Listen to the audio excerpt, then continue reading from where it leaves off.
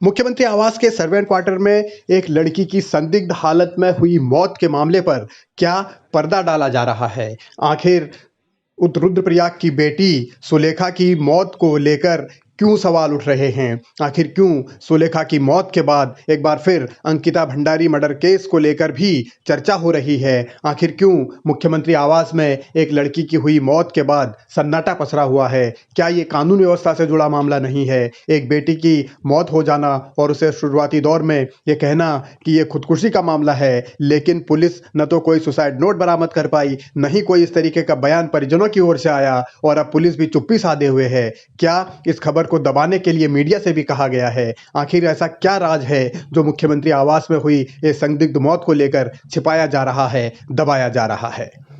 एक बेटी ने जिस तरह से फांसी लगा करके आत्महत्या की, वो अपने आप में मुख्यमंत्री आवास को कानून व्यवस्था के कटघरे में खड़ा करता है। और जिस तरह अंकिता हत्याकांड के कारक वीआईपी का नाम अभी तक सार्वजनिक करने से जांच एजेंसी और सरकार बच रही है, तो वो यहाँ पर भी इस आत्महत्या के मामले में आत्महत्या का कारण क्या है, क्योंकि कोई सुसाइड नोट नहीं है, अभी तक कोई बयान नहीं आया है, इसमें कहीं लीपापोती ना हो। लेकिन उससे ज़्यादा जो बड़ा प्रश्न है कि सरकार पूरी तरह से संवेदनहीन हो गई है कि एक तरफ मुख्यमंत्री आवास पर एक बेटी का शव पड़ा हो और दूसरी तरफ मुख्यमंत्री जी आज दावत दे रहे हों, तो ये संवेदनहीनता का परिचय है। लेकिन दूसरी तरफ जब मुख्यमंत्री आवास में लोग आत्महत्या करने को मजबूर हो रहे हों, हालात ऐसे हों, तो फिर उत्तराखंड की जनता का भरोसा मुख्यमंत्री और सरकार से पूरी तरह उठ गया है। ऐसे में क्या सरकार को सत्ता में बने रहना चाहिए? ये नैतिकता का तकाजा है।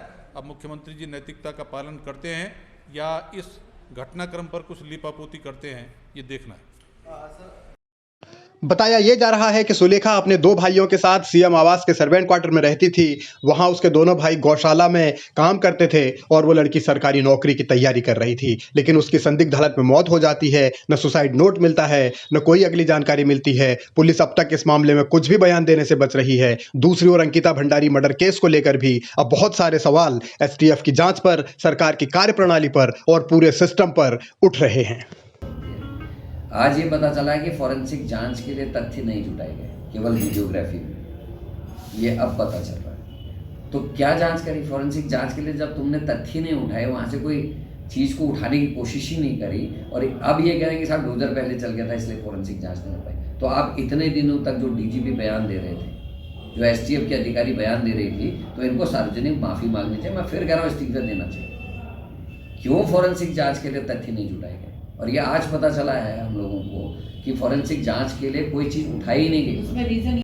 अंकिता भंडारी मर्डर केस की जांच सीबीआई को सौंपे जाने की मांग पहले दिन से होती रही है, लेकिन धामी सरकार अपनी जिद पर अड़ी रही और सरकार ने इस मामले के लिए एक एसआईटी भी बनाई। लेकिन अब जब ये पता चल रहा है कि एसआईटी ने फॉरेंसिक जांच के लिए सबूत जुटाए ही नहीं, तो फिर सवाल उठना लाजमी है। सवाल यही कि क्या समूची सरकार एक वीआईपी को बचाने के लिए जुटी हुई है? क्या अंकिता भंडारी मर्डर केस की जांच इसीलिए सीबीआई को नहीं सौंपी जा रही? दूसरी तरफ अब सीएम आवास में एक लड़की की संदिग्ध हालत में मौत हो जाती है, उस मामले में हर कोई चुप्पी साधे हुए है। सवाल ये भी उठ रहा है कि क्या ये कहा गया है उत्तराखंड की मीडिया से कि इस खबर को मत दिखाइए, दूर रहिए? सवाल तो है, क्योंकि एक लड़की की मौत का मसला है, संदिग्ध मौत का मसला है, और अब आगे क्या होगा ये बड़ा गंभीर प्रश्न है।